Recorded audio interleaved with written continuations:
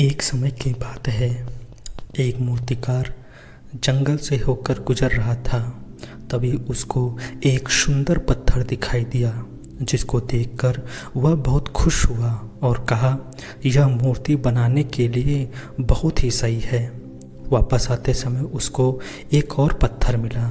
उसने उस पत्थर को भी अपने साथ ले लिया।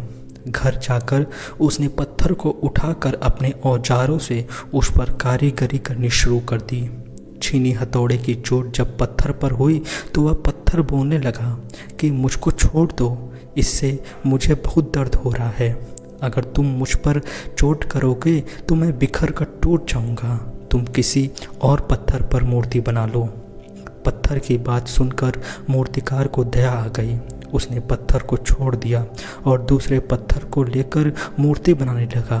वह पत्थर कुछ नहीं बोला। कुछ समय में मूर्तिकार ने उस पत्थर से बहुत अच्छी भगवान की मूर्ति बना दी। गांव को लोग मूर्ति बनने के बाद उसको लेने आए। उन्होंने सोचा कि हमें नारियल फोड़ने के लिए एक और पत्थर की ज़रूरत होगी। उन्होंने वहां रखे पहले पत्थर को भी अपने साथ ले लिया। पत्थर को ले जाकर उन्होंने मंदिर में सजा दिया और उसके सामने उसी पत्थर को रख दिया। अब जब भी कोई व्यक्ति मंदिर में दर्शन करने आता तो मूर्ति को फूलों से पूजा करता, दूध से स्नान कराता और उस पत्थर पर नारियल फोड़ता था। जब लोग उस पत्थर पर नारियल फोड़ते तो वह पत्थर बहुत परेशान होता, उसको दर्द होता और वह चिल्लाता, लेकिन कोई उसकी सुनने वाला नहीं था।